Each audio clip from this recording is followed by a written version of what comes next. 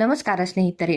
ಇವತ್ತು ವಿನಾಯಕ ಚತುರ್ಥಿ ವ್ರತ ಇದೆ ಸ್ನೇಹಿತರೆ, ಅಥವಾ ಇದನ್ನು ವಿನಾಯಕ ಜಯಂತಿ ಎಂದು ಕೂಡ ಕರೆಯುತ್ತಾರೆ ಸ್ನೇಹಿತರೆ. ಈ ದಿನದಂದು ಗಣಪತಿಯನ್ನು ವಿಧಿವಿಧಾನಗಳ ಪ್ರಕಾರ ಪೂಜಿಸುವುದರಿಂದ ವ್ಯಕ್ತಿಯ ಎಲ್ಲ ಇಷ್ಟಾರ್ಥಗಳು ಈಡೇರುತ್ತವೆ ಹಾಗೂ ವ್ಯಕ್ತಿಯ ಜೀವನದುದ್ದಕ್ಕೂ ಸುಖ ಸಂಪತ್ತು ಇರುತ್ತದೆ ಎಂದು ನಂಬಲಾಗಿದೆ ಸ್ನೇಹಿತರೆ.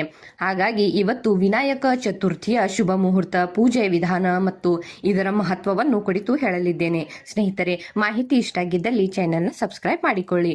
ಮೊದಲನೇದಾಗಿ ವಿನಾಯಕ ಚತುರ್ಥಿಯ ಶುಭ ಮುಹೂರ್ತವನ್ನು ನೋಡಿ ಸ್ನೇಹಿತರೆ. ಫೆಬ್ರವರಿ 13ರಂದು ವಿನಾಯಕ ಚತುರ್ಥಿ ನಾವು ಆಚರಿಸುತ್ತೇವೆ ಸ್ನೇಹಿತರೆ.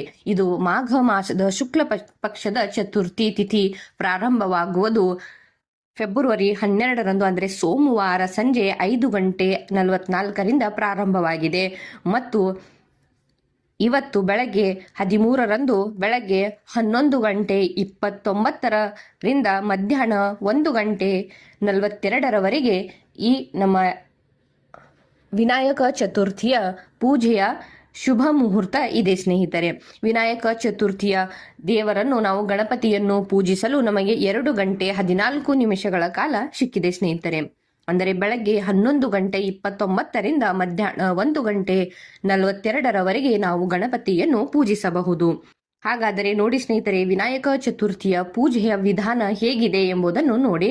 ವಿನಾಯಕ ಚತುರ್ಥಿಯ ದಿನದಂದು ಬ್ರಹ್ಮ ಮುಹೂರ್ತದಲ್ಲಿ ಎದ್ದು ಸ್ನಾನ ಮಾಡಿ ಶುಭ್ರವಾದ ಬಟ್ಟೆಗಳನ್ನು ಧರಿಸಬೇಕು. ಗಣೇಶನನ್ನು ಪೂಜಿಸುವ ಮೊದಲು ಗಣಪತಿಯ ವಿಗ್ರಹವನ್ನು ದೇವರ ಕೋಣೆಯಲ್ಲಿ ಪೀಠದ ಮೇಲೆ ಪ್ರತಿಷ್ಠಾಪನೆ ಮಾಡಿ ನಂತರ ಗಣೇಶನನ್ನು ಪೂಜಿಸಿದ ನಂತರ ಒಂದು ಕೈಯಲ್ಲಿ ನೀರನ್ನು ಹಿಡಿದುಕೊಂಡು ಪೂಜೆಯ ವಿಧಿವಿಧಾನಗಳನ್ನು ಮಾಡುವುದಾಗಿ ಪ್ರತಿಜ್ಞೆಯನ್ನು ತೆಗೆದುಕೊಳ್ಳಬೇಕು ಸ್ನೇಹಿತರೆ.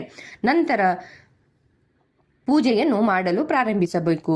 ಪೂಜೆಯ ನಿರ್ಣಯವನ್ನು ತೆಗೆದುಕೊಂಡ ನಂತರ ಗಣೇಶನಿಗೆ ದುರ್ವ, ಹಣ್ಣು, ಅಕ್ಷತೆ, ಮೋದಕ, ನೈವೇದ್ಯ ಮುಂತಾದ ಎಲ್ಲ ವಸ್ತುಗಳನ್ನು, ಸಾಮಗ್ರಿಗಳನ್ನು ಗಣೇಶನಿಗೆ ಅರ್ಪಿಸಬೇಕು. ಗಣೇಶನಿಗೆ ಎಲ್ಲ ವಸ್ತುಗಳನ್ನು ಅರ್ಪಿಸಿದ ನಂತರ ಕರ್ಪೂರದಿಂದ ಆರತಿ ಮಾಡಿ ಆಶೀರ್ವಾದವನ್ನು ತೆಗೆದುಕೊಳ್ಳಬೇಕು. ಶ್ರೀ ಗಣೇಶನ ಅಪಾರ ಅನುಗ್ರಹವನ್ನು ಪಡೆಯಲು ಗಣಪತಿಯನ್ನು ಯಾವುದೇ ಮಂತ್ರಗಳನ್ನು ಪಠಿಸಬಹುದು ಎಂದು ಹೇಳಲಾಗಿದೆ. ಗಣೇಶನಿಗೆ ಪೂಜೆಯನ್ನು ಮುಗಿಸಿದ ಮೊದಲು ನಾವು ಅವನಿಗೆ ಒಣ ಹಣ್ಣುಗಳನ್ನು ಅಥವಾ ಮತ್ತು ಸಿಹಿ ತಿಂಡಿಗಳನ್ನು ಅರ್ಪಿಸಬೇಕು ಎಂದು ಕೂಡ ಹೇಳಲಾಗಿದೆ ಸ್ನೇಹಿತರೆ. ನಂತರ ಅವುಗಳನ್ನು ನಾವು ಸಾಮರ್ಥ್ಯಕ್ಕೆ ಅನುಗುಣವಾಗಿ ಕುಟುಂಬ ಮತ್ತು ಸುತ್ತಮುತ್ತಲಿನ ಜನರಿಗೆ ನಾವು ಅದನ್ನು ಪ್ರಸಾದವಾಗಿ ಹಂಚಬಹುದು. ಇದೇ ರೀತಿಯಾಗಿ ನೋಡಿ, ವಿನಾಯಕ ಚತುರ್ಥಿಯ ದಿನ ನಾವು ಯಾವ ಕೆಲಸಗಳನ್ನು ಮಾಡಬೇಕು ಎಂದರೆ ನೋಡಿ, ಮುಂಜಾನೆ ಬೇಗ ಎದ್ದು, ಅಂದರೆ ಬ್ರಹ್ಮ ಮುಹೂರ್ತದಲ್ಲಿ ಎದ್ದು ನಂತರ ಶುದ್ಧರಾಗಿ ಗಣಪತಿಗೆ ವಿಗ್ರಹ ಮುಂದೆ ಅಥವಾ ಪೂಜೆ ಫೋಟೋಯ ಮುಂದೆ ಕುಳಿತು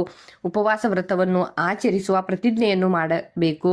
ಇಲ್ಲ ಅಂದರೆ ಸ್ನೇಹಿತರೆ, ಪೂಜೆಯ ಅವಧಿಯಲ್ಲಿ ನಾವು ಗಣಪತಿಯ ಮಂತ್ರಗಳನ್ನು ಜಪಿಸುತ್ತಾ ಇರಬೇಕು ಸ್ನೇಹಿತರೆ. ಪ್ರತಿಜ್ಞೆಯನ್ನು ತೆಗೆದುಕೊಳ್ಳಿ ಅಥವಾ ನಂತರ ನೀವು ಗಣಪತಿಯ ಯಾವುದಾದರೂ ಒಂದು ಮಂತ್ರವನ್ನು ಕೂಡ ನೀವು ಪಠಿಸಬಹುದು. ಓಂ ಗಣಪತೆ ನಮಃ, ಹೀಗೆ ಗಣಪತಿಯ ಒಂದು ಮಂತ್ರವನ್ನು ಕೂಡ ನೀವು 108 ಬಾರಿಯೂ ಜಪಿಸಿದರೆ ಇವತ್ತು ನಿಮಗೆ ಗಣಪತಿಯ ಆಶೀರ್ವಾದ ಸಿಗುತ್ತದೆ ಎಂದು ಹೇಳಲಾಗಿದೆ. ಅದ ನಂತರ ನೋಡಿ ಸ್ನೇಹಿತರೆ, ಗಣೇಶನ ವಿಗ್ರಹದ ಮೇಲೆ ಸಿಂಧೂರವನ್ನು ಹಚ್ಚಬೇಕು ಇವತ್ತಿನ ದಿನ. ನಂತರ ಗಣೇಶನಿಗೆ 21 ಬೆಲ್ಲದ ಅಚ್ಚುಗಳ ಜೊತೆಗೆ 21 ಗಂಟು ದುರ್ವ ಹುಲ್ಲುಗಳನ್ನು ಮತ್ತು 21 ಬಾರಿ ಗಣೇಶನಿಗೆ ಈ ದಿನ ನೀವು ಅರ್ಪಿಸಬೇಕು ಎಂದು ಹೇಳಲಾಗಿದೆ. 21 ಈ ಸಂಖ್ಯೆಗೆ ಇವತ್ತಿನ ದಿನದ ಮಹತ್ವವಿದೆ ಎಂದು ಹೇಳಲಾಗಿದೆ. ಅದಲ್ಲದೆ 21 ಮೋದಕಗಳನ್ನು ಮತ್ತು ಮೋತಿಚೂರ್ ಲಡ್ಡುಗಳನ್ನು ನೀವು ಗಣಪತಿಗೆ ಅರ್ಪಿಸಬಹುದು. ನಂತರ ಗಣೇಶನಿಗೆ ಆರತಿ ಮಾಡಿ ಮತ್ತು ಪ್ರಸಾದವನ್ನು ವಿತರಣೆ ಮಾಡಬೇಕು ಸ್ನೇಹಿತರೆ. ಅದಲ್ಲದೆ ನೋಡಿ, ನಾವು ಗಣಪತಿಗೆ ದುರ್ವವನ್ನು ಅರ್ಪಿಸುವಾಗ ಮಂತ್ರಗಳನ್ನು ಕೂಡ ಪಠಿಸಬೇಕು. ಅದರಲ್ಲಿ ಗಣೇಶನಿಗೆ ಯಾವುದೇ ವಸ್ತುಗಳನ್ನು ಅರ್ಪಿಸುವಾಗ ನಾವು ಮಂತ್ರಗಳನ್ನು ಪಠಿಸುತ್ತಲೇ ದುರ್ವವನ್ನು ಅಥವಾ ಹೂಗಳನ್ನು ಅರ್ಪಿಸಬೇಕು ಸ್ನೇಹಿತರೆ. ಹಾಗಾಗಿ ಮಂತ್ರ ಯಾವುದಿದೆ ಎಂದರೆ ಶ್ರೀ ಗಣೇಶಾಯ ನಮಃ ಅಂತ ಹೇಳುತ್ತಾ ನಾವು ಗಣೇಶನಿಗೆ ದುರ್ವ ಅಥವಾ ಹೂಗಳನ್ನು ಅರ್ಪಿಸಬೇಕು. ಅದೇ ರೀತಿಯಾಗಿ ನೋಡಿ, ನಾವು ಗಣೇಶನಿಗೆ ಕೇವಲ ದುರ್ವವನ್ನೇ ಅರ್ಪಿಸುವುದಿದ್ದರೆ ಆವಾಗ ನಾವು ಶ್ರೀ ಗಣೇಶಾಯ ನಮಃ ದುರ್ವಾಂಕುರಾಯ ಸಮರ್ಪಯಾಮಿ ಎನ್ನುವಂತ ದುರ್ವಾವನ್ನು ಇಡಬೇಕು ಎಂದು ಇಲ್ಲಿ ಹೇಳಲಾಗಿದೆ ಸ್ನೇಹಿತರೆ. ಈ ಮಂತ್ರದಿಂದ ಗಣಪತಿಗೆ ದುರ್ವಾವನ್ನು ಅರ್ಪಿಸುವುದರಿಂದ ಜೀವನದಲ್ಲಿ ಎಲ್ಲ ಅಡೆತಡೆಗಳು ನಿವಾರಣೆಯಾಗುತ್ತವೆ ಮತ್ತು ಗಣಪತಿಯು ಪ್ರಸನ್ನನಾಗುತ್ತಾನೆ ಮತ್ತು ಸಂತೋಷ ಮತ್ತು ಸಮೃದ್ಧಿಯನ್ನು ನಮಗೆ ದಯಪಾಲಿಸುತ್ತಾನೆ ಎಂದು ಕೂಡ ಹೇಳಲಾಗಿದೆ. ಅದಲ್ಲದೆ ಸ್ನೇಹಿತರೆ, ಈ ದಿನ ಗಣೇಶನಿಗೆ ದುರ್ವಾವನ್ನು ಅರ್ಪಿಸುವುದರ ಮೂಲಕ ವಿಶೇಷ ಪೂಜೆಯನ್ನು ಮಾಡಲಾಗುತ್ತದೆ. ಹೀಗೆ ಮಾಡುವುದರಿಂದ ಕುಟುಂಬದಲ್ಲಿ ಸಮೃದ್ಧಿ ಹೆಚ್ಚಿಸುತ್ತದೆ ಮತ್ತು ಇಷ್ಟಾರ್ಥಗಳು ಈಡೇರುತ್ತವೆ ಎಂದು ಹೇಳಲಾಗಿದೆ. ಈ ಉಪವಾಸವನ್ನು ಸ್ಕಂದ, ಶಿವ ಮತ್ತು ಗಣೇಶ ಪುರಾಣದಲ್ಲಿ ಉಲ್ಲೇಖಿಸಲಾಗಿದೆ ಸ್ನೇಹಿತರೆ. ಈ ರೀತಿಯಾಗಿ ಗಣೇಶನ ಪೂಜೆಯನ್ನು ಇವತ್ತು ಮಾಡಬೇಕು ಎಂಬುದನ್ನು ಸ್ಕಂದ, ಶಿವ ಮತ್ತು ಗಣೇಶ ಪುರಾಣದಲ್ಲಿ ಹೇಳಲಾಗಿದೆ.